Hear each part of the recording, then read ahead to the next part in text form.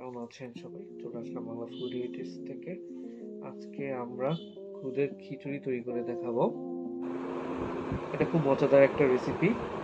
তো আজকে আমি স্টেপ বাই স্টেপ দেখাচ্ছি কীভাবে খুদের খিচুড়ি রান্না করতে হয়। প্রথমে আমরা চালের ভাঙা অংশ, যেটাকে আমরা খুদ বলি, সেটাকে নিয়ে নিয়েছি। আমরা এখন এর মধ্যে দিব মসুরের ডাল।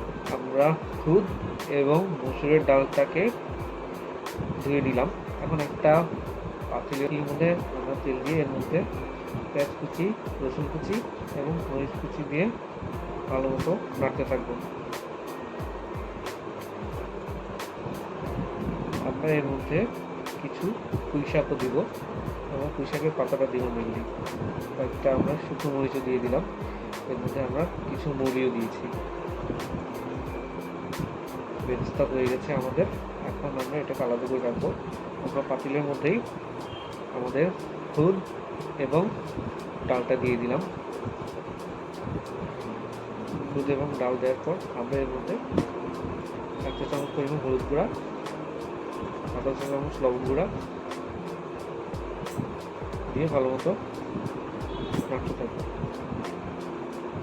আমরা কিছুটা পানি দিয়ে দিচ্ছি এর মধ্যে। পানি দেওয়ার পর আমরা ভালো মতো নেড়ে চেড়ে নিব।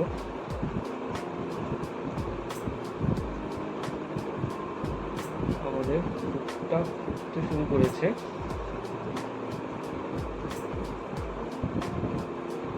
মাঝামাঝি পর্যায়ে পৌঁছলে আমরা আমাদের পুঁই শাকের পাতাটা দিয়ে দিব। পুঁই শাক দিয়ে দেওয়ার পর খুব সুন্দর একটা কালার আসবে এর মধ্যে।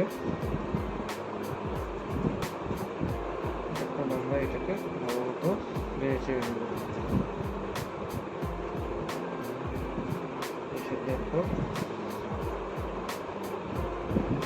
এখন আমরা আমাদের বেরেস্তা দিয়ে দিচ্ছি এর মধ্যে। আবার ভালো মতো নেড়ে চেড়ে নেব। এখন লাল, সবুজ, হলুদের সুন্দর একটা কম্বিনেশন এসেছে কালারের। আমাদের খুদের খিচুড়ি মোটামুটি তৈরি। খুবই মজাদার একটা ডিশ। এটা অবশ্যই বাসায় রান্না করে দেখবেন। আমার খুবই পছন্দের এই ডিশটা।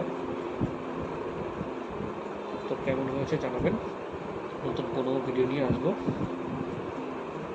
তো আমাদের খুদের খিচুড়ির রেসিপিটা আমরা দেখালাম।